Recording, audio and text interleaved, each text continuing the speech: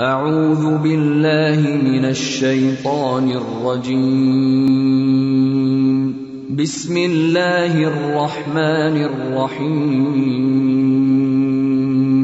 الحمد للہ. السلام علیکم ورحمۃ اللہ وبرکاتہ. نحمده ونصلی علی رسولہ الکریم. اما بعد فاعوذ باللہ من الشیطان الرجیم. بسم اللہ الرحمن الرحیم. رب اشرح لی صدری ویسر لی امری واحلل عقدۃ من لسانی یفقہوا قولی. رمضان اللہ کا چنا ہوا مہینہ ہے، تمام مہینوں سے افضل، ہم سب کے لیے باعث رحمت، جس میں رحمت کے دروازے کھول دیے جاتے ہیں، جنت کے دروازے کھول دیے جاتے ہیں اور جہنم کے دروازے بند کر دیے جاتے ہیں، اور نیکیوں میں آگے بڑھنے کے لیے سب کو پکارا جاتا ہے. یا باغی الخیر اقبل، اے خیر کے چاہنے والے، اے خیر تلاش کرنے والے، اے خیر کے شائق شوقین، آگے بڑھو.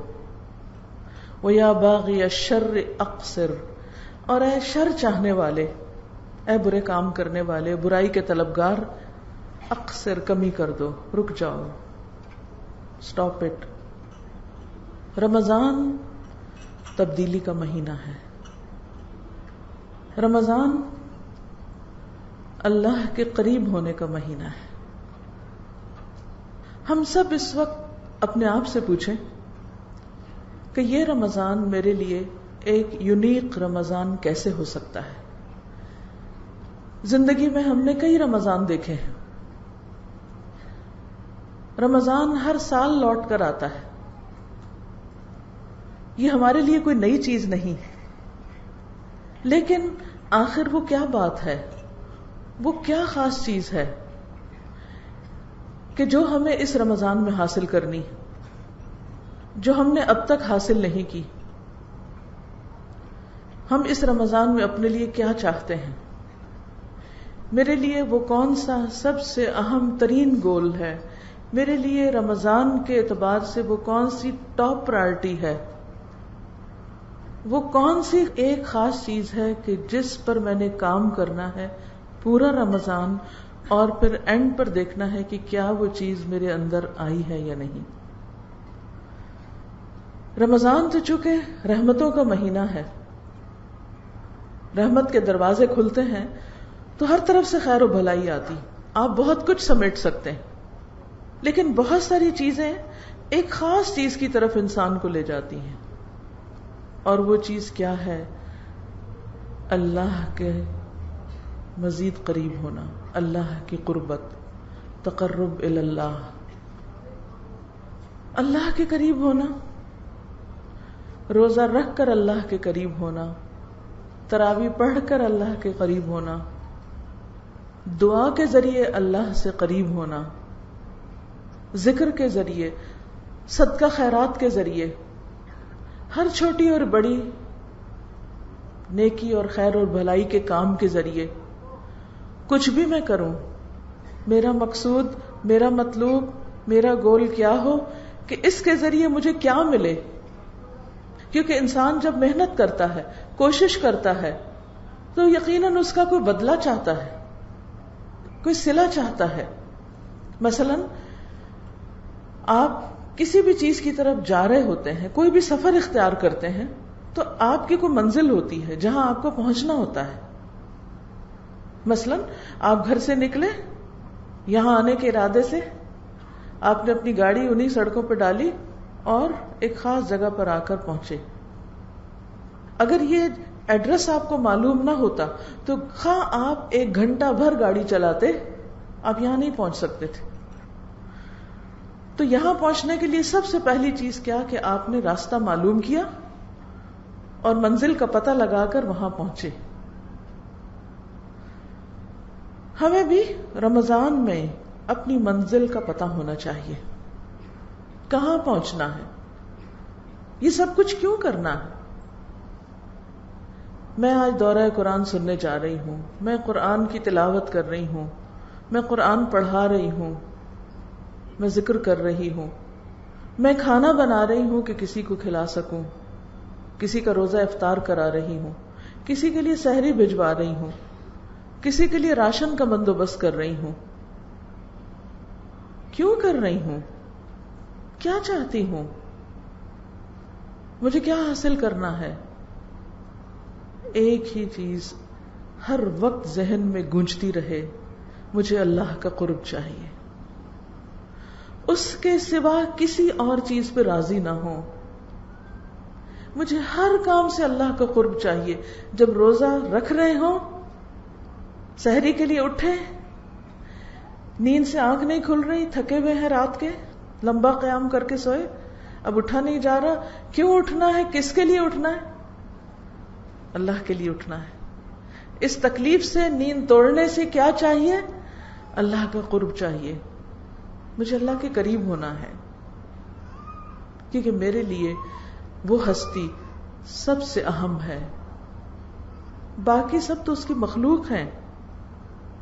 کوئی پیارے سے پیارا انسان آپ کا اس کی کریشن ہے، کوئی محبوب سے محبوب ترین چیز آپ کی، سونے چاندی کے ڈھیر، کریشن ہے اس کی.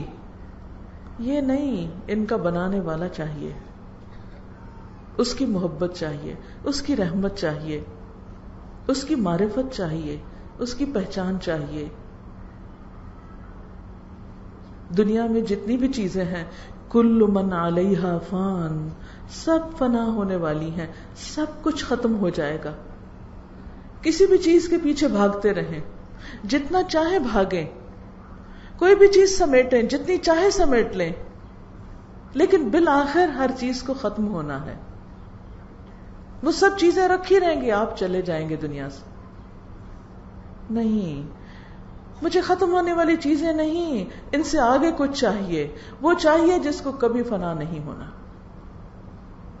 حی لا یموت، جو زندہ ہے، جس پر کبھی موت نہیں آئے گی، جو ہمیشہ جاگتا ہے، جسے کبھی نیند نہیں آتی، جسے کبھی اونگ نہیں آتی. سب غافل ہو جاتے ہیں، وہ لمحے بھر کے لیے، آنکھ جھپکنے کی دیر بھی غافل نہیں ہوتا. مجھے اس کو راضی کرنا ہے، مجھے اس کو خوش کرنا ہے. اس لیے رمضان کی ساری بھاگ دوڑ، سال کے 11 مہینے تو ہم دنیا کے پیچھے بھاگتے رہتے ہیں نا، لیکن رمضان کی ساری بھاگ دوڑ صرف اور صرف ایک اللہ کے لیے. ان صلاتی ونسکی ومحیای ومماتی للہ رب العالمین لا شریک لہ وبذلک امرت وانا اول المسلمین. مجھے یہ نہیں دیکھنا کہ کوئی اور یہ کر رہا ہے یا نہیں. انا اول المسلمین، میں سب سے پہلے سر تسلیم خم کرنے والا ہوں. تو صبح سے لے کر رات تک کوئی بھی کام کرے، مثلا اٹھنے کے بعد آنکھیں نیند سے بھری ہوئی ہیں لیکن آپ اللہ کے حضور کھڑے ہیں، تو وہ بھی آسمانی دنیا پر قریب آ کر آپ کو پکار رہا ہے. مانگو جو مجھ سے مانگنا چاہتے ہو، میں دوں گا تمہیں. تو جب انسان کا کنیکشن اس کے ساتھ ہو جاتا ہے تو نیند جیسی چیز بھی چلی جاتی ہے. آپ نے دیکھو گا آپ گہری سے گہری نیند سوئے، لیکن اگر کوئی آپ کا محبوب ترین انسان آ جائے تو کیا آپ سوتے رہیں گے؟ سب چھوڑ کے آپ اٹھ کھڑے ہوں گے اور یہ ظاہر بھی نہیں کریں گے کہ میں نیند سے اٹھا ہوں. یہ ناگواری کے اثرات بھی نہیں آئیں گے. پھر آپ دیکھیے کہ آپ کچن میں جاتے ہیں، افطاری بناتے ہیں یا لگاتے ہیں، یا جو بنا رہے ہیں ان کو انسٹرکشنز ہی دیتے، کچھ بھی کرتے ہیں. اس وقت آپ کو احساس ہوتا ہے باقی سب گھر والے سو رہے ہیں، میں کیوں جاگ رہی ہوں؟ یہ کیا مصیبت ہے؟ سارے کام میرے ہی ذمہ، سب آرام کریں اور میں کام کروں. اس سے اچھا تھا عورت نہ ہوتی، کچھ اور ہوتی، عورت نہ ہوتی. اتنے کام کرنے پڑتے ہیں، اتنی ذمہ داریاں ہیں مجھ پہ. کیا سوچ آپ کا دل ٹھنڈا کر دے گی؟ کیا چیز آپ کے اندر ایک خوشی کی لہر دوڑا دے گی؟ کس چیز سے آپ پرسکون ہو کر شکر گزار ہو جائیں گے کہ اللہ تیرا شکر ہے، تو نے مجھے اس کام کے لیے چنا کہ میں سارے گھر والوں کے لیے سحری کا انتظام کروں، سب کو میں کھانا کھلاؤں. میں کیوں کھانا بنا رہی ہوں؟ میں کیوں سحری تیار کر رہی ہوں؟ میں کیوں کچن میں کھڑی ہوں جبکہ لوگ آرام سے ابھی سو رہے ہیں؟ کس کے لیے؟ کس کے لیے؟ اللہ کے لیے، تاکہ میرا رب مجھ سے خوش ہو جائے، سارا غم جاتا رہے گا، کیونکہ رب چاہیے۔ پھر اس کے بعد آپ سب کو کھلا چکتے ہیں، سب میز چھوڑ کے چلے جاتے ہیں، باقی کام کس کا رہ جاتا ہے؟ آپ کا رہ جاتا ہے۔ اور کبھی کبھی غصہ بھی آنے لگتا ہے، یہ کیا بات ہوئی، اٹس انفیئر، اور آپ برتن پٹکنے لگتے ہیں، غصے میں آ جاتے ہیں۔ روزہ رکھا ہوا ہے، غصے سے بھرے ہوئے ہیں، کیا فائدہ ہے ایسے روزے کا؟ ایک ایک برتن کیوں پیار سے اٹھاؤں، کیوں واش کروں یا واش کرنے کے لیے رکھوں؟ کس کے لیے؟ اپنے رب کے لیے۔ ہم دنیا بھر کے انسانوں کی خدمت کو باعث فخر سمجھتے ہیں۔ اگر کسی شخص کے بارے میں آپ کو یہ پتا چلتا ہے کہ وہ سوشل ورکر ہے، وہ خدمت خلق کا کام کرتا ہے، وہ انسانوں کی فلاح و بہبود کا کام کرتا ہے، آپ بہت خوش ہو جاتے ہیں، آپ اس کی بہت عزت کرتے ہیں، احترام کرتے ہیں، اتنا اچھا انسان، یہ انسانوں کے کام آتا ہے۔ لیکن کیا وہ انسان نہیں جو آپ کے گھر میں ہے؟ گھر والوں کی خدمت، گھر والوں کی مدد کر کے آپ کے اندر وہ اطمینان کیوں نہیں آتا؟ آپ اس کو کام کیوں نہیں سمجھتے؟ وہ باعث اجر کیوں نہیں؟ اس پر کوئی اور آپ کو اجرت نہیں دے سکتا، لیکن وہ جانتا ہے جس کے لیے آپ کر رہے ہیں۔ پھر چونکہ تنہائی کا وقت ہوتا ہے تو اندر سے طرح طرح کے خیال اٹھتے ہیں، آپ کو اپنی کوئی بہن یاد آ جاتی ہے، اس کے گھر میں تو اتنے نوکر ہیں، اس کو تو ایسی اور ایسی فیسلٹیز حاصل ہیں، اس کے گھر میں تو آٹومیٹک واشنگ مشین ہے، ڈش واشر ہے، اور پھر آپ کی آنکھوں سے آنسو چھلکنے لگتے ہیں، میری قسمت پھوٹ گئی، میں یہاں کیوں آ گئی؟ ساری شکر گزاری جاتی رہتی ہے۔ نہیں بھائی، مومن کو تو ایک کانٹا بھی چبھتا ہے تو اس کے لیے اجر لکھا جاتا ہے، وہ اس کے گناہوں کا کفارہ ہوتا ہے۔ یہ آپ کے لیے امتحان ہے، اس کے لیے کوئی اور ہوگا جو آپ کو نہیں پتا۔ وہ ڈش واشر میں برتن ڈالتے ہوئے کسی اور بات پہ روتی ہوگی، آپ ڈش واشر کے لیے رو رہے ہیں، اس کے پاس ڈش واشر ہے، وہ پھر بھی رو رہی ہے، اس کا ہم و غم کچھ اور ہے۔ کیونکہ دنیا آزمائشوں کا گھر ہے، یہاں ہر شخص آزمایا جا رہا ہے، سب کا امتحان ہو رہا ہے، صرف سکون اس کو ہے جس کے دل میں رب ہے، جو اپنے سب کام رب کے لیے کرتا ہے، جو بھی اس کے حصے میں آ گیا۔ یہ کاموں کی تقسیم بھی ایسی ہے جیسے رزق کی تقسیم ہوتی ہے، اس لیے غم نہ کریں، دکھی نہ ہوں، اپنے رب کے لیے کریں۔ پھر نماز پڑھتے ہیں آپ، کیوں پڑھ رہی ہوں، کیوں کھڑی ہوں؟ اللہ تیرے لیے۔ پھر قرآن کھولا آپ نے، تلاوت ہو رہی ہے، اف، یہ جو رمضان میں پورا سپارہ پڑھنا پڑتا ہے، میں تو جڑی جاتی ہوں بیٹھے بیٹھے۔ کیوں پڑھ رہے ہیں؟ نہ پڑھیں، بند کر دیں۔ نہیں، پڑھنا ہے۔ کس کے لیے؟ رب کے لیے، اس کے قریب ہونے کے لیے۔ جاب پہ جانا ہے، کام پہ جانا ہے، پھر پاؤں بوجھل ہونے لگتے ہیں، اب روزہ رکھ کے بھی کام پہ جانا ہے۔ کاش ہمارے لیے کوئی کمانے والا ہوتا۔ کتنی خوش قسمت ہیں وہ عورتیں جن کے گھروں میں کمانے والے ہیں اور وہ اس وقت سو رہی ہیں، آرام کر رہی ہیں۔ بھئی سونے والے اور کام کرنے والے برابر نہیں ہوتے۔ اگر اللہ نے آپ کے ذمے کوئی کام رکھ دیا ہے اور آپ کو ہمت توفیق دی اور کچھ صلاحیت دی اور آپ کام کرنے والے ہیں، تو کام کرنے والے کام نہ کرنے والوں سے بہتر ہیں۔ کیوں کروں کام؟ اللہ کے لیے، اللہ کی رضا کے لیے۔ گھر پر ہیں، آپ سونا چاہتے ہیں، بچے سونے نہیں دے رہے، ان کو اسکول جانا ہے، لیکن وہ اٹھ کے بیٹھ گئے ہیں، اب ان کو ناشتہ کرنا ہے، آپ کو نیند آ رہی ہے، آپ روزے کی حالت میں ہیں، ایک آ کے جگاتا ہے، دوسرا کچھ کہتا ہے، آپ کو غصہ آ جاتا ہے، آپ ایک چیخ لگاتے ہیں، چلے جاؤ یہاں سے۔ نہیں بھائی، میں روزے سے ہوں، چیخنا نہیں ہے بچوں کے ساتھ۔ کیوں نہیں چیخوں؟ اللہ کے لیے، روزے سے ہوں۔ ہر سٹیپ پر. پھر آپ کسی غریب کی مدد کے لیے نکلتے ہیں, کسی بیمار کی عادت کے لیے نکلتے ہیں. اوہ, اس کو بھی رمضان میں بیمار ہونا تھا. ہاں, یہی وقت تھا اس کی بیماری کا, اور یہی وقت تھا میرے امتحان کا, اور یہی وقت ہے عیادت کا. کیوں جاؤں عیادت کے لیے؟ کس کے لیے؟ بولے نا, کس کے لیے؟ اللہ کے لیے. پھر شام ہونے کو ہے, گرمی کا موسم ہے, پھر کچن میں تو اے سی بھی نہیں,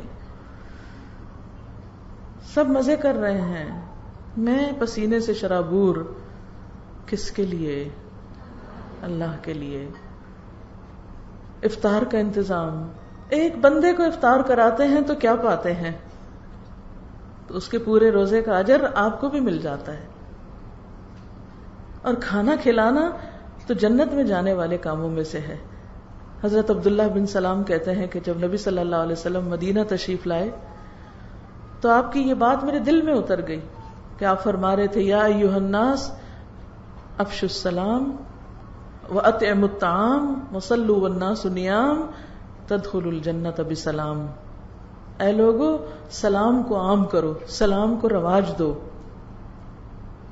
لوگوں کو کھانا کھلاؤ, اور جب لوگ سو رہے ہوں تو نماز پڑھو. سلامتی کے ساتھ پیسفلی جنت میں داخل ہو جاؤ گے, امن کے ساتھ. سلام ہر ایک کو, جس کو پہچانتے ہو جس کو نہیں پہچانتے سب کو سلام.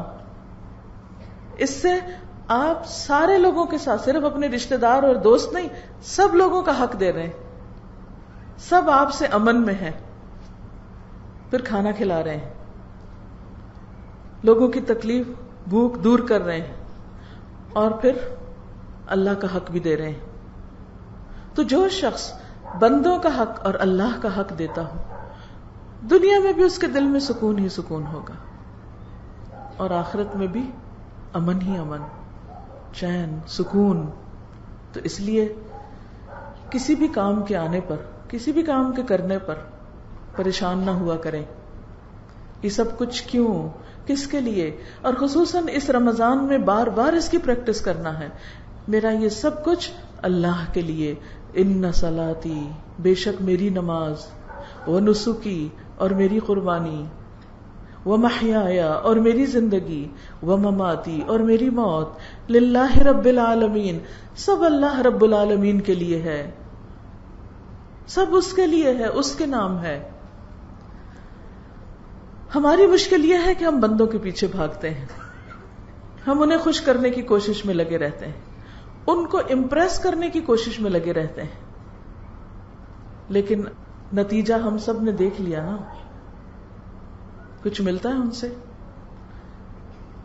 وہ بیچارے دیں بھی تو ہماری توقعات کا لیول تھوڑا اور اوپر ہو جاتا ہے. وہ وہاں دوڑ بھاگ کے پہنچتے ہیں تو ہم تھوڑے اور اوپر چڑھ چکے ہوتے ہیں کہ نہیں یہاں تک آ جاؤ.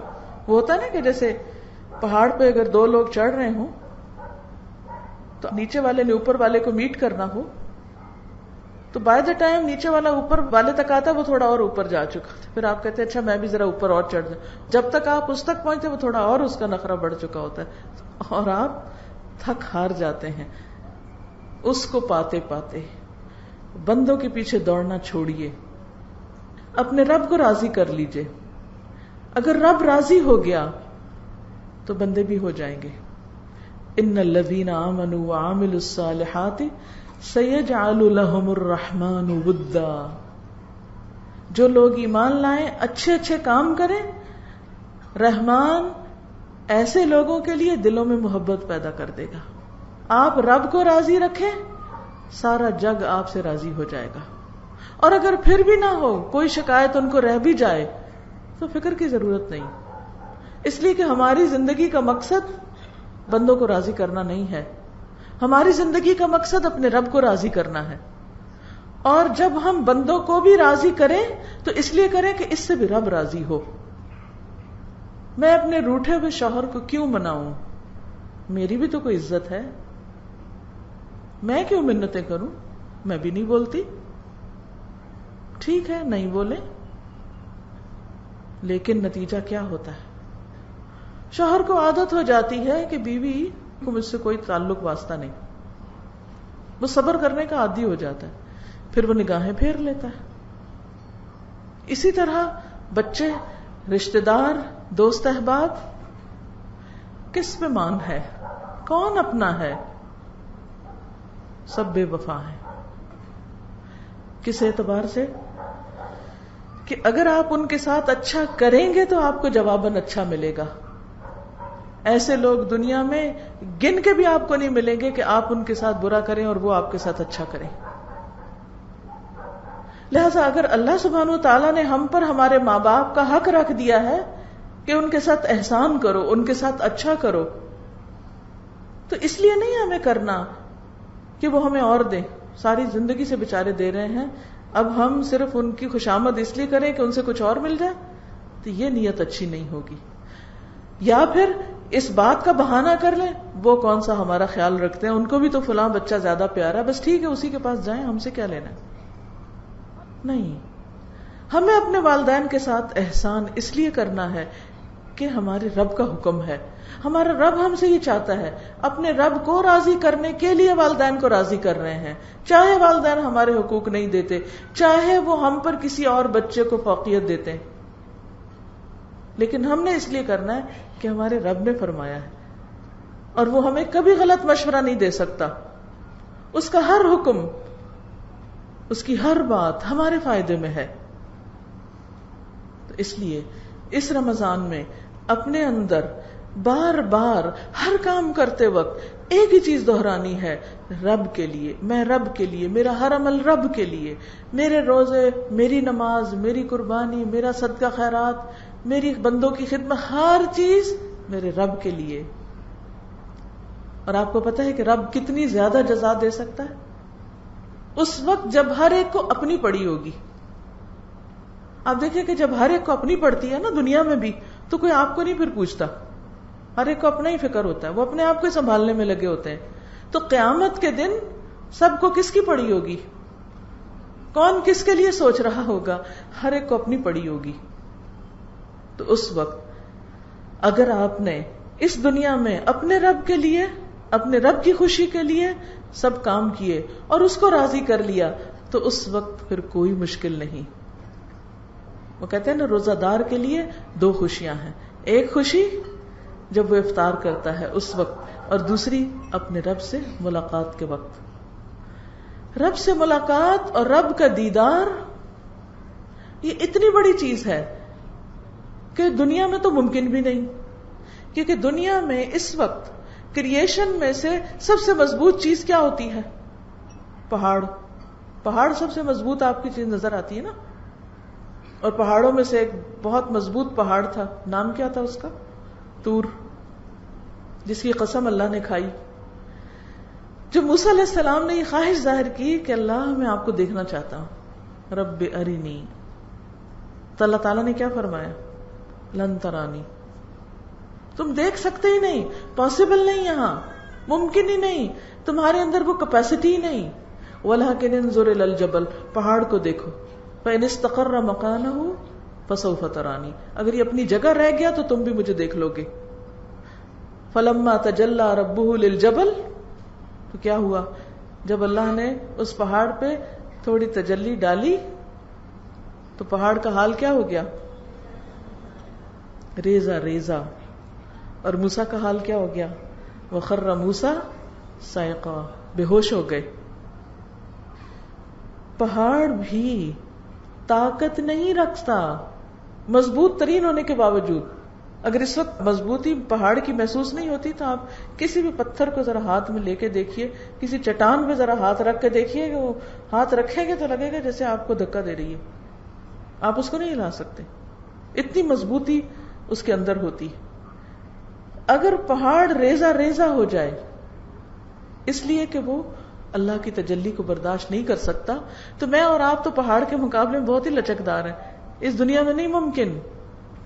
لیکن جب انشاءاللہ آپ اللہ کو راضی کر کے آخرت میں پہنچیں گے تو اللہ تعالیٰ آپ کو وہ جسمانی قوت جو پہاڑوں سے بھی زیادہ ہوگی، نظر میں وہ قوت، ابھی تو ہم این کے لگائے رکھتے ہیں نا تب بھی سب صحیح نظر نہیں آتا، نگاہوں کو وہ قوت، دل کو وہ قوت، کیونکہ بہت سی چیزیں ہم نگاہوں سے تو دیکھ لیتے ہیں، دل میں برداشت نہیں ہوتی اس کو دیکھنے کی. بعض سین ایسے ہوتے ہیں نا کہ آپ دیکھتے ہیں آنکھ بند کر لیتے ہیں. تو وہاں یہ ساری قوتیں ملیں گی. یہ مضبوطی کہاں سے آئے گی؟ یہ ایمان کی مضبوطی، اخلاق کی مضبوطی، کردار کی مضبوطی، اس چیز کی مضبوطی کہ آپ سب کچھ اللہ کے لیے کر سکتے ہیں. یہ ایک مضبوط کیریکٹر کی علامت ہے کہ آپ بندوں کے رویوں کے تابع نہیں ہیں. بندوں کے رویے کے تابع ہونے کا مطلب کیا ہے؟ کہ جیسا وہ کریں ہم بھی ویسے ہی کریں. اگر وہ اسمائل کریں تو ہم بھی کریں گے، وہ سلام کریں تو ہم بھی کریں گے، وہ ہمیں کچھ دیں گے تو ہم بھی دیں گے، وہ اچھا کریں گے تو ہم اچھا کریں گے، اور اگر وہ اچھے نہیں تو ہم بھی اچھے نہیں. ہمیں کیا سمجھا ہوا ہے؟ نہیں، یہ کردار کی مضبوطی نہیں ہے، یہ ایروگینس ہے. ایروگینس والی بھی ایک اکڑ ہوتی ہے لیکن وہ توڑ دی جاتی ہے، اور ایک کیریکٹر کی مضبوطی ہوتی ہے جسے کوئی چیلنج نہیں کر سکتا. تو جو بندہ ایمانی اعتبار سے مضبوط ہوگا، اخلاقی اعتبار سے مضبوط ہوگا، اس کے اندر یہ مضبوطی ہوگی کہ کوئی اس کو کھلونا نہیں بنا سکتا. وہ کسی کی خواہشات کا کھلونا نہیں بنتا. خواہشات کا کھلونا بننے کا مطلب کیا ہے؟ کہ آپ دوسرے کی مرضی پر چلیں. وہ کیا چاہتے ہیں کہ آپ کیسا پہنیں، وہ چاہتے ہیں کہ آپ ننگے ہو کر پھریں تو آپ ان کی خوشی کے لیے لباس مختصر کر دیتے ہیں. وہ چاہتے ہیں کہ آپ اچھل کود کریں ان کی خوشی کے لیے تو آپ وہ کرنا شروع کر دیتے ہیں. وہ جو چاہتے ہیں آپ وہی کرنے لگتے ہیں. تو یہ کیا ہے؟